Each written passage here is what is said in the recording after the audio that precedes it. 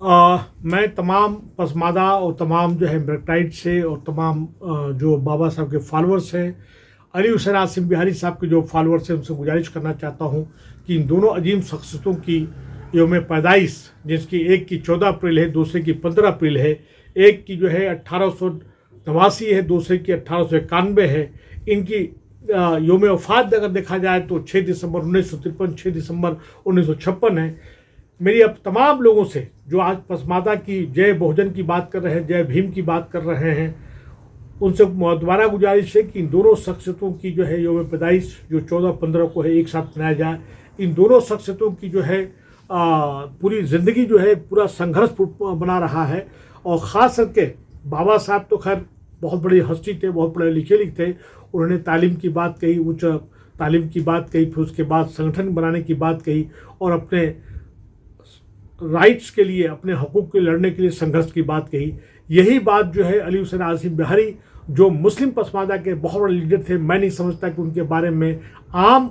पसमादा को इतनी जानकारी है और नहीं उन पर कोई ज़्यादा ढेर सारी किताबें, लिटरेचर है। हाँ, अलबत्ता ज़रूर है कि इनके बारे में एक किताब जो है जो लिखी है बंदे मोमिन का हाथ, वो प्रोफेसर सज्जाद साहब ने लिखी है। उन्हीं की किताब से बहुत से लोगों ने छोटे छोटे मोनोग्राफ्स तो या बुक्स के फॉर्म में लिखा है। उनको तमाम पसमादा लोगों के उनकी ज़िंदगी के बारे में पढ़ना चाहिए। और उसके साथ साथ जो उन्होंने बात कही है कि क्लासलेस और कास्टलेस सोसाइटी, जो उन्होंने जात पात के लिए, इस्लाम में जात पात नहीं है लेकिन फॉलोअर्स जो हैं उसके बीच में जात पात है। आज हमें जो है संविधान को लगता है कि कहीं ना कहीं खतरा है, हमें संविधान को बचाने की ज़रूरत है। आज जो पसमादा के लोग हैं, आज माननीय प्रधानमंत्री जो पसमादा रट लगाए हुए हैं और सिर्फ अपने वोट्स पाने के लिए कर रहे हैं, अगर उतने ही उनको हमदर्दी है तो उनको चाहिए कि हर एक स्टेट्स में तमाम पसमादा लीडर्स जितने भी हैं, चाहे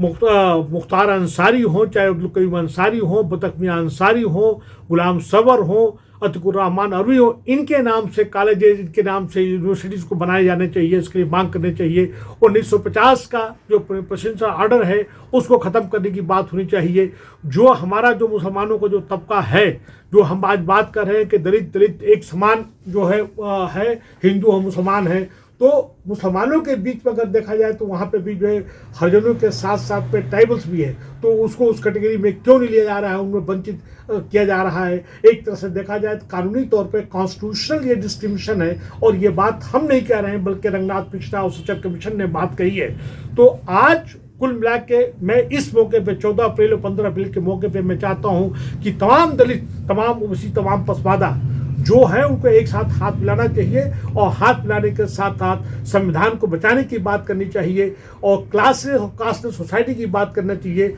कास्ट सेंसस जनगणना की बात करनी चाहिए। उसके साथ साथ में अगर देखा जाए तो उनको रिप्रेजेंटेशन जो नहीं मिल रहा है, एक कॉमन एजेंडा तमाम मुख्तलिफ सियासी पार्टियों के सामने रखना चाहिए कि ये हमारा कॉमन एजेंडा है, जिसमें खास करके जो है 1950 के प्रेसिडेंशियल ऑर्डर को ख़त्म किया जाए, 341 को होना चाहिए। और हमारे जो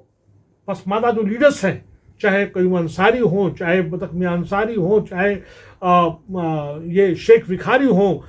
अली हुसैन आसिम बिहारी हो, उनके नाम से तमाम स्टेट्स में कॉलेजेस और उनके नाम से रोड्स को रखना चाहिए और अगर ये डिजर्व करते हैं तो इनको भी भारत रत्न दे देना चाहिए, ये मांग करना चाहिए। और ये दो ऐसी शख्सियतें हैं, इन दोनों की देखा जाए तो पूरी ज़िंदगी जो है संघर्षपूर्ण, चुनौतीपूर्ण रही है और इन दोनों ने मिलकर एक ही बात कही है, जात पात को ख़त्म करने की बात कही है, सबसे निचला तबका को जो है उत्थान की बात कही है और इन दोनों की ज़िंदगी संघर्षपूर्ण रही है। हाँ, इतना जरूर है कि अपने बाबा साहब अम्बेडकर बहुत बड़े काबिल, बहुत फिलोसफर, बहुत पढ़े लिखे, ग्रेट पार्लियामेंटियर, उन्हीं का दिया हुआ आज संविधान है, कॉन्स्टिट्यूशन है, उनका मुकाम तो अपने आप में बहुत ऊंचा है। लेकिन मैं समझता हूं कि पसमादा समाज के लिए, खासकर मुस्लिम पसमादा के लिए अली हुसैन आसिम बिहारी का भी जिस तरह से थोड़ा बहुत अगर देखा जाए तो अब्दुल कयूम अंसारी को जानते हैं, गुलाम सरों को जानते हैं, लेकिन ये बिहार तक ही कन्फाइंड है। ये पूरा एक नेशनल लेवल पे या इंटरनेशनल लेवल पे हम सब की जिम्मेदारी है, इनको ले जाने की जरूरत है। और एक ही साथ में मैं कहता हूँ कि कम से कम इनके बारे में ये छोटी छोटी जो किताबें हमको और लोगों को लिखना भी चाहिए और लिखने के साथ साथ इन किताबों को पढ़ना चाहिए। इन्हीं बातों के साथ मैं अपनी बात एक बार ख़त्म करते हुए कहने से पहले कहना चाहता हूँ कि 14 और 15 तारीख को इन तमाम अजीम शख्सियतों को उनके यौम पैदाइश को जोर शोर से मनाना चाहिए, उनके बताए रास्ते में चलना चाहिए। और जो उन्होंने ख़ास बात जो कही है कि जात पात को ख़त्म करने की लड़ाई लड़ना है और 1950 का प्रेसिडेंशियल ऑर्डर आर्टिकल 341 का 1 को हमें ख़त्म करना चाहिए, और जो नेता इसकी बात नहीं करता है उसकी बाइकाट करना चाहिए। कुल मिला के इन दोनों शख्सियतों को एक साथ याद करना चाहिए, क्योंकि दोनों ने सभी दलित मुस्लिम, ओबीसी मुस्लिम, हिंदू मुस्लिम, दलित के लिए सबके एक साथ में काम किया। कभी उन्होंने कोई तफरीक या कोई डिस्क्रिमिनेशन नहीं किया है। आप सबका बहुत बहुत शुक्रिया। तो हो गया।